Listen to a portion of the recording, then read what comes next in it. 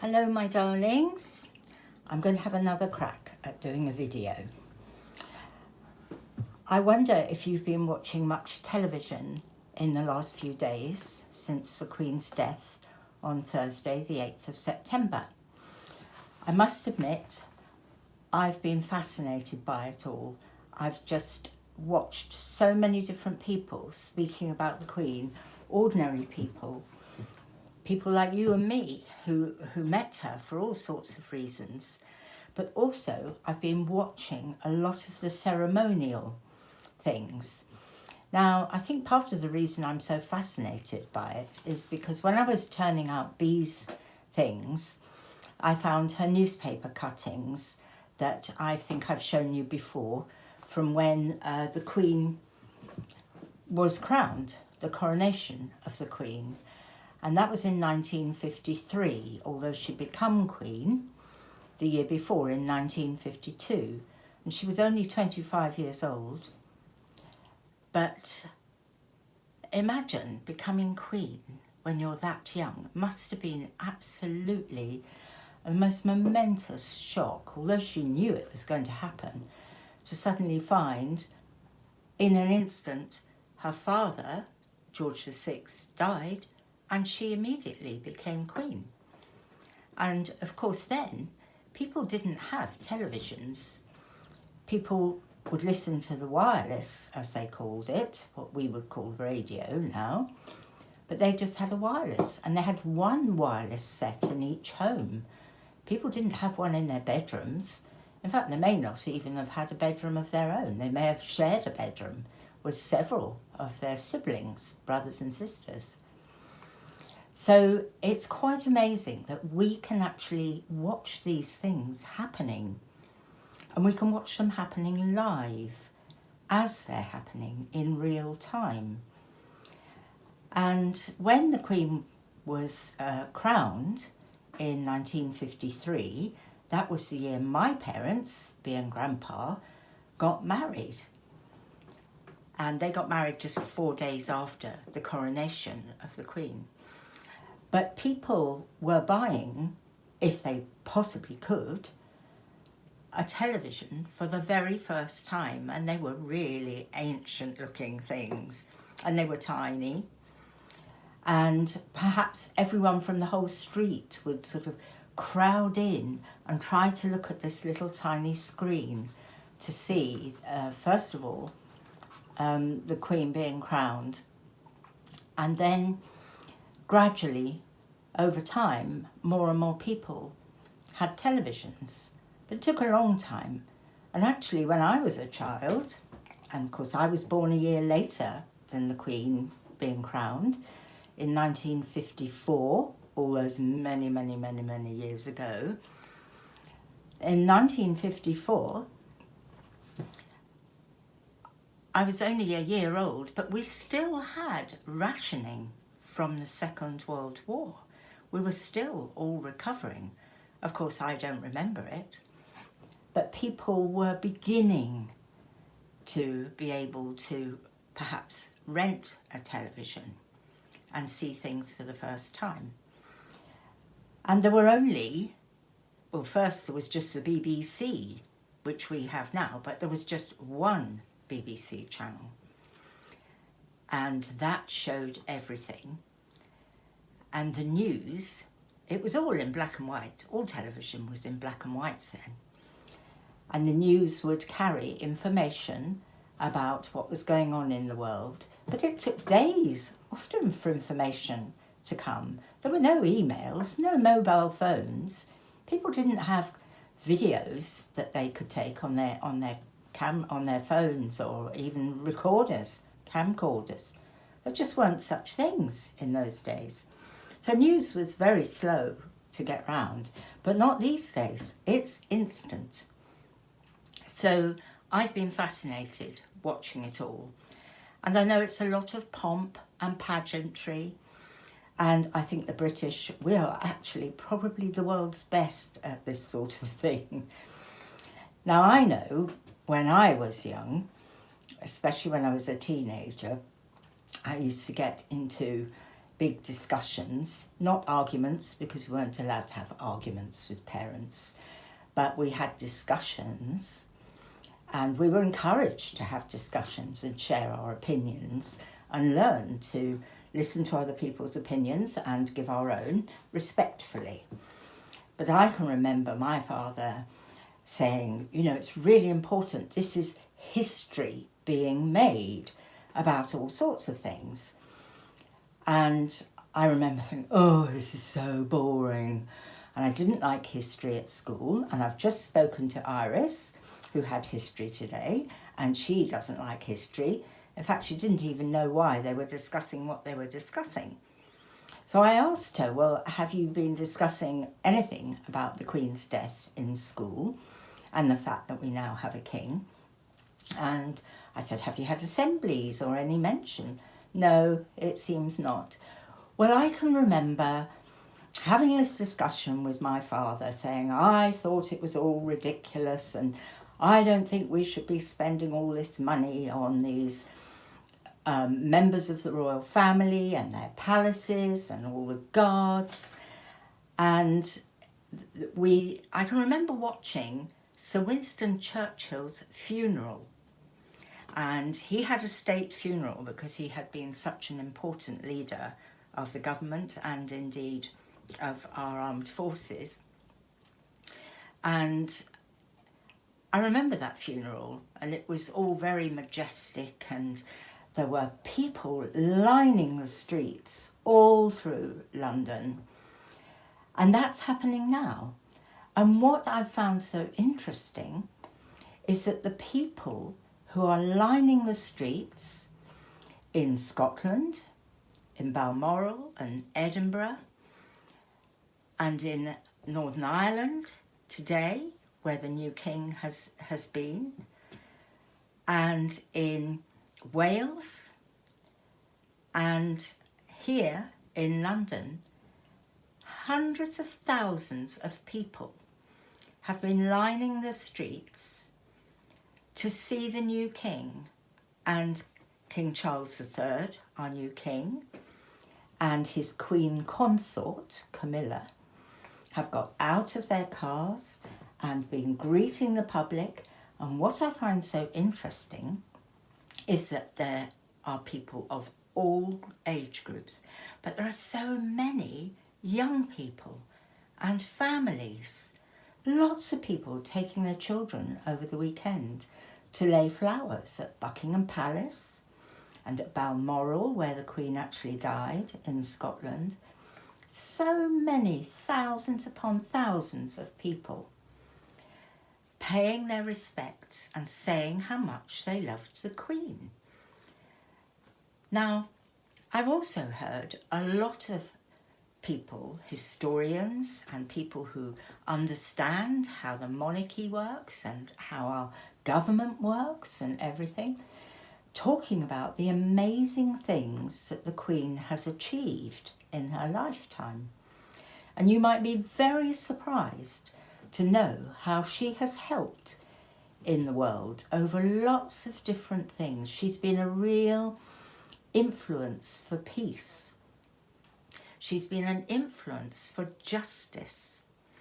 She has promoted attitudes of tolerance and forgiveness and calm, and for people to learn to accept one another, whatever the colour of their skin, whatever country they live in, whether they're rich or poor, whatever they believe, whether they're Christians or Muslims or Buddhists or anything else. She has always respected other people.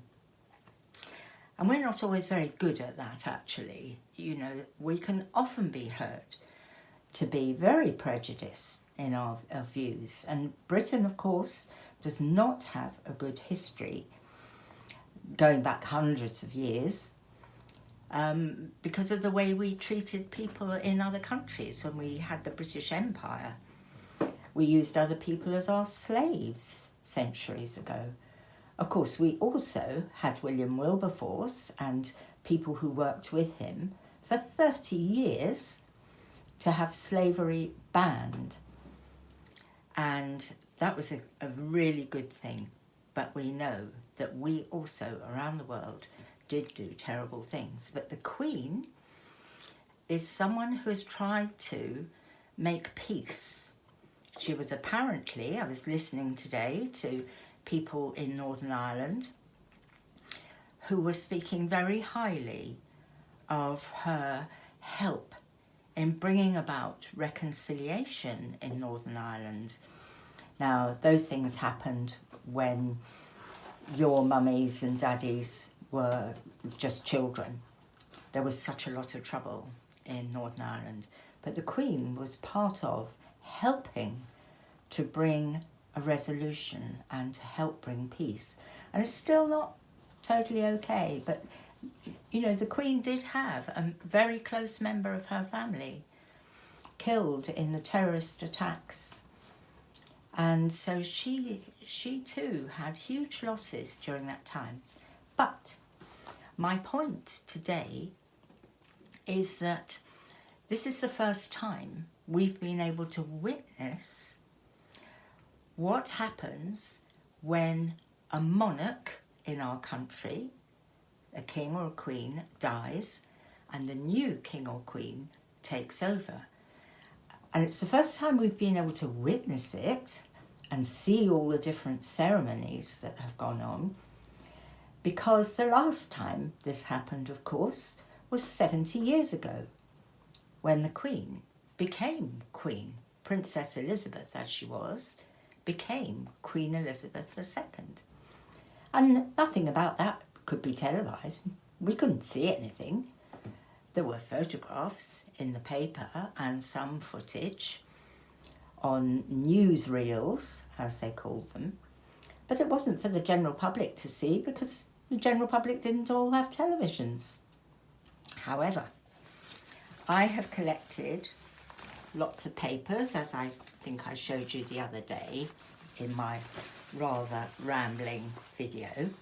I've collected them to save them so that when you're adults and you look back at my things, you might be interested to see all the pictures, all the articles, and what is being said at this time. Now, as I say, I had a lot of discussions with my father about why I thought the monarchy wasn't necessary and that we should all be equal in importance. And of course, the fact is that we are all equally important in our different ways. We're not all chosen to be queen or king. That's an hereditary situation. And the Queen and members of the royal family, actually they had such a duty to perform, but they actually might well have liked to just be very ordinary people, able to go about their lives without anybody watching them, without anybody filming them, taking photographs, or commenting on what they do, what they say, what they wear. They probably would love to have been ordinary. And in fact, it's fascinating to hear how very ordinary the Queen and her husband, who died last year, the Duke of Edinburgh, how ordinary they were when they were on their own at Balmoral. The Queen used to sit at, I don't know why the colour keeps changing on this video, oh well. They used to like to have breakfast, just the cornflake packet on the table and a Tupperware tub and a marmalade jar, and they didn't have any servants. They would just say, no, we don't want any servants, we just want to be Mr. and Mrs. Windsor, not the Queen and the Duke of Edinburgh. But of course they were the Queen and the Duke of Edinburgh, but they did have their times to themselves. So, all I'm saying is that you may not be watching anything about this new situation, but I have been fascinated to see how our government and our monarchy are intertwined. But what really, really matters is that we have a democracy. We can choose who represents us in Parliament, our government, and the monarchy doesn't govern us and tell us what to do, but they are alongside, and the Queen and now our King are there to help the government fulfil their purpose, and they go around the world representing us. And the reason I think that's important to appreciate today is that we see so many countries in this world where there isn't a democracy, there is a dictator, maybe a very evil dictator, and actually where there is a dictator, people can't choose. The state tell them what's going to happen, and often in some places, like China for example, they'll even tell you what you have to wear and what you do with your money and how many children you can or can't have. And then we also see people like Putin, and we know what Putin is wanting to do. And we need to take a moment to appreciate our history, this historic time with the transfer from a queen to a new king, and to give thanks for the fact that we are free people. Free, not three, free. We have freedom to choose. We have freedom to choose how we worship or not, what we believe in or don't, how we vote. And we are so fortunate. And the Queen has been such a blessing to this nation. Now, whether you like having a monarchy or not, and some of your parents don't like it, but I'm amazed at the millions of people worldwide who are so sad that the Queen has died. And they're looking forward to what King Charles III will bring for our nation. And so, from a boring old grandma, take it from me, history is being made. And one day you will look back, and I hope that you will be proud of some of our traditions. I know I didn't appreciate it when I was young, didn't appreciate it when I was mummy's or daddy's age, but I appreciate it now, and I'm very thankful that we have the media that can show us and help us be a part of this whole process in a new way. And I hope you get a chance to see something of what's being played out on television, if you can get off your other screens long enough just to take a little look. Anyway, I love you all loads, and I'm sorry if your history lessons are very boring. I've become fascinated by history as an older person, so I hope you will really, really enjoy looking back at our history and be pleased for the good things that have been achieved. And yes, we're embarrassed and ashamed of the bad things that Britain has done through the centuries. But hopefully this is going to be a good time. Love you all loads. I hope I can upload this. I'm still not very wizzy with all this. Bye, my darlings. Love you all loads.